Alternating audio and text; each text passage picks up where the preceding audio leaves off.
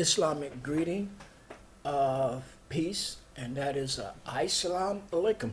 Islam alaikum. Okay, the video that we opened the broadcast with, was a depiction of the Islamic community, not only the Islamic community here in New England, but the Islamic community all over the Western Hemisphere. And as you may not believe it or not, but you saw it for yourself. The video was a depiction of the Muslim American community celebrating or commemorating Black History Month, which is what we're experiencing right now, February. So one more thing about Islam and its connection to Black History Month is that a lot of people from the Islamic world were brought into slavery here in the United States and Western Hemisphere approximately 400 and so many years ago. And so that's why we have a connection with the Black History Month, because if you just tolerate us a little bit more, we're going to try to get into the history of Muslim Americans and their cultural connections to Islam. Okay, but that's what this broadcast is about: the history, community life, and diversity of Muslim Americans in New England. We have Muslims from just about every continent on Earth here in New England, so we can't convey the history of each community of Islam here in New England in a half an hour. But eventually, if you just tolerate us a little bit longer, eventually we'll get to what the total mosaic, historical mosaic of Muslims here in New England. And once again, I am Hassan Rashid, and I greet you with the ancient Arabic greeting of peace, Assalamu alaikum. Okay, I'm just gonna get off track for a little bit right here. I want to bring to your attention that the USA News has a special edition on Black history, and it's on the newsstands right now. So if you're out and about and you get to a newsstand that carries a lot of diverse material, you pick up the special Black History Month edition, which has been published by the USA News. Okay, so but if you can't find it on the newsstand anywhere, I'm going to give you a number to call, and you inquire about it, and perhaps they can see to it that you can get a copy of this special edition of Black History Month. It's a very special edition published by the USA News today, and that number is 705-854-3400. Once again, 703-854-3000. Okay, since we're gonna send a special shout out to Marissa Acosta. She's a former employee here at CCTV, and she is no longer with us. So we want to make sure that she is appreciated. I know she has been appreciated here, but so I just want to make sure that you all know that Marissa Acosta is no longer here with us. Okay, CCTV, you still have time. Getting to what's happening here at CCTV, you still have time to enroll in the Intro to Journalism class. Okay, that's an Intro to Journalism class that's starting next Monday at 6 p.m. So the class is $75 for members, and it's $300 for non-members. But this is a very important class, and it will help you if you're interested in TV journalism. It will definitely help you get your feet in the door. So you come on out, and eventually you'll be able to produce your own TV news segment. But if you want to go on to different pastures, this will definitely help you get your feet in the door. So that's Monday, February 24th, 2004 at 6 p.m. That's Intro to TV journalism. Okay, we're going to try to get back to that video because that video was a depiction of what's happening in the Muslim American communities all over the United States, and that's the celebration of Black History Month. Okay, Cambridge, if there's still time for you to participate in Black History Month celebration in Cambridge, and you don't have to be a Muslim or Islamic. Anybody can come and participate in the celebration of Black history. And you want to know where? That's at the main library. That's a main public library, main branch of 449 Broadway Street. And tomorrow, February 20th, you can come and see Florence Ladd. Florence Ladd visits to discuss her novel, The Spirit of Josephine.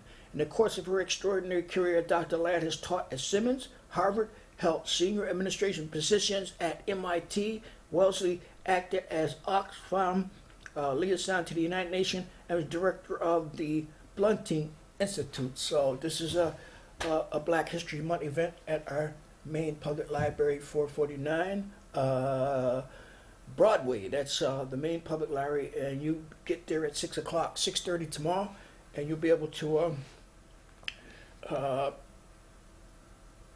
be entertained by Florence Ladd. Okay, on February 27th, Thursday, that's a Thursday after tomorrow, 1 week after tomorrow, also at the main public library main branch at 449 Broadway. There's going to be an event, Black History Month event titled the Hip Hop Transformation. Okay, the Hip Hop Transformation, and that's going to be at 6:30, February 27th. So you come on out and join everybody for a performance by the Hip Hop Transformation, a new program for teens offered by the Cambridge Community Center and the Cambridge Police Department that teaches teens the history of hip hop, the role hip hop plays in society, and the skills needed to create and perform hip hop. So that's two Black History Month events remaining for the month of Black History Month, and they're gonna all be at both be at the Cambridge Public Library, 449 Broadway. That's meet Florence Ladd tomorrow, February 20th, and February 27th, the week after, the Hip Hop Transformation. So you can't say that there's a lack of Black History events in Cambridge. Okay, one more thing about Black History Month I want to bring to your attention, that gamma electric cell inventor Dr. Henry Sampson Jr. Okay, now Dr. Henry Sampson Jr. He discovered the electric cell, and the electric cell was a forerunner invention of the cellular phone. So really, it was a black man, a black American, who made the discovery which made cell phones necessary. So I'm going to tell you a little bit about that. His name was Dr. Sampson, gamma electric cell inventor Dr. Henry Sampson Jr. Did you ever wonder who invented the gamma electric cell? Okay, let's say that you are on a TV game show and have to answer this question to win $10 million. Okay, the question is, who invented the gamma electric cell? In all probability, most of us could not answer the question. Those of you who knew are in a very small minority. The inventor of the gamma electric cell, not the cellular phone, is Henry Sampson Jr. Sampson is an African American from Jackson, Mississippi. He attended Morehouse College and transferred to Purdue. He received MS in engineering from the University of California. He was awarded MS in nuclear engineering from Illinois and his PhD from Illinois. Sampson is the first African American to receive a PhD in nuclear engineering. In 1971, Sampson was awarded a patent for the gamma electric cell. This technology was used in the cellular phone. Hopefully, Dr. Sampson was well rewarded for his effort. All right, now that you have this information, okay, join the Teller Brothers Club, passing this information on to more individuals who are informed. So, Dr. Henry Sampson was a forerunner. His invention was a forerunner of the cell phone. You know, we all use cell phones today. Okay, getting back to Cambridge, there's no lack of Black History Month events in Cambridge, I'll tell you that. So there's one more that I want to bring to your attention, and that is entitled Get Connected, okay? The premier network event for urban professionals.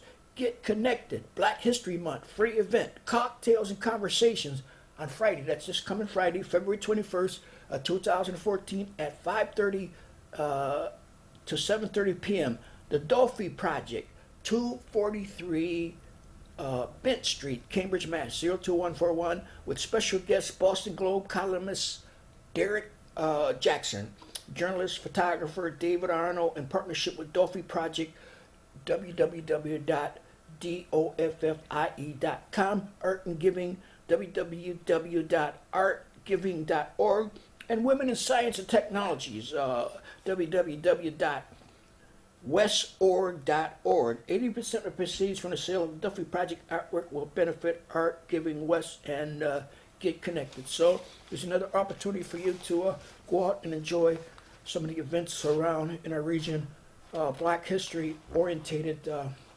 events in our region. And this is, once again, it's entitled Get Connected, Black History Month, free event, cocktails and conversation, Friday, February 21st, 2014 at the Duffy Project, 243 Bent Street, Cambridge, with special guest Boston columnist Derek Jackson. So you get set to enjoy that event, which is right here for you.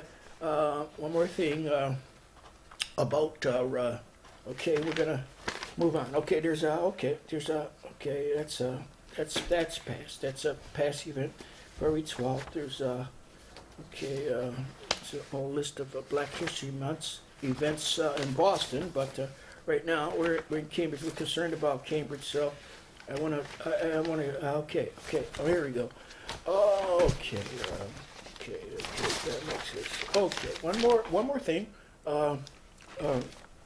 Before we get back to the video, I want to remind you that the weather's kind of bad out there, and excuse me, the weather's kind of bad out there, and it's very difficult for people to come and go, and the weather that we've been experiencing, and it's even more difficult for the homeless. Okay, and right now, if you, I want to try to influence you to do something for me. If you see homeless individuals out in the street and all this terrible weather experiencing, selling spirit change, you know that they get a percentage of what they sell spirit change news. So if you see an individual selling spirit change news, you stop by, say hello, and you help them, because these are homeless individuals, and to earn some sort type of livelihood, they sell spirit change and they get a percentage. So once again, if you see a spirit change vendor anywhere in Cambridge, Boston, or in our Eastern Massachusetts, you help them out. You purchase a copy, not only for yourself, but get several copies and pass them on to others. But if you like more information, if you like more detailed information about the Spirit Change News, you can contact them at Homeless Empowerment Project, 1151 Massachusetts Avenue, Cambridge, Mass.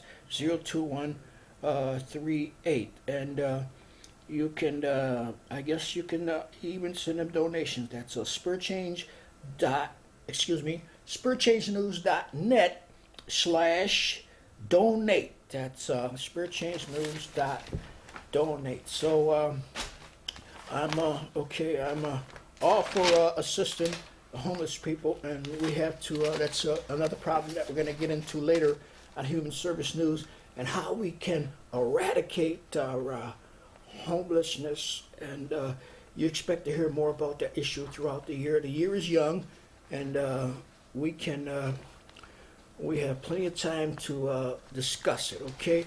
One more thing before we get into that video.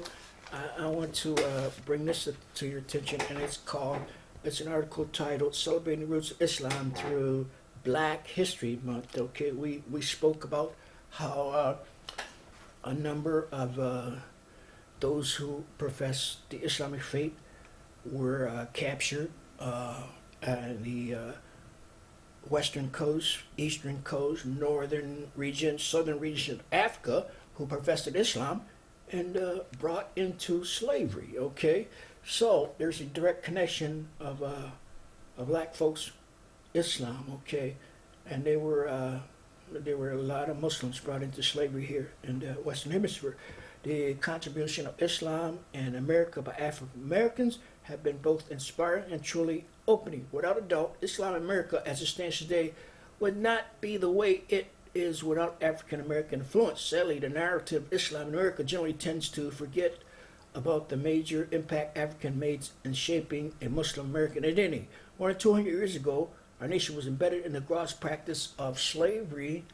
By 1800, estimates have shown that at least 15 to 30% of slaves were Muslims, and Muslim slaves unknowingly contribute to the narrative of Islam in America by continuing to practice their faith in the face of great adversity. Indeed, Muslims have been part of American framework since its very inception. American society saw it first populated from Muslim through the import of African slaves. From that point, there are historical accounts of Muslims fighting in the American Revolutionary War, aiming to assist in the very creation of Islam. So, when time permits, we're gonna get into this. There's Peter Salam, a former slave background Muslim from Massachusetts, who fought in the Battle of Bunker Hill and the Battle of Saratoga, and there were others, but from eastern Massachusetts that were Muslims, and they were former slaves, and they contributed a great deal to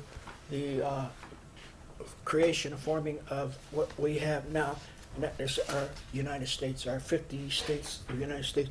But I am Hassan Rashid, and you know, we can't do it all in the 30 minutes that we have, but that's the beauty of seeing you the next time, because we can always continue. We can always carry on, okay? What we don't have. But I want to tell you one more thing. It's a winter session, it's a winter season, but you don't have to fret about fresh produce, because there's what is known as the Winter Cambridge Farmers Market, which is continuation of the summer Cambridge Farmers Market, and they're located at 5 Calendar Street, Saturdays 10 a.m. to 2 p.m. And there's another one at the 100 Technology Square, Kendall Square, at 11 a.m. to 3 p.m. And they're also on a Saturday. So there's plenty of fresh vegetables. That is the Winter Cambridge Farmers Market, and it'll be open until April 27th every Saturday. So expect to hear more about that. So until next time, I'd like to leave you with the greetings of peace, and don't forget that superior wisdom can never be subjected by inferior wisdom. So until next time, I leave you with the greetings of peace, and that is ISLAMIC. Welcome back. It's the first day of February, which means it's also the beginning of Black History Month. And today a group on the island met to reflect on our freedoms as Americans. News 12 Long's Rich Barabi has more right now with us. It is very important that we all get along. And if it's something as simple as getting along that results from an event like this, then the folks here at the Islamic Center of Long Island at Westbury say it is all worth it.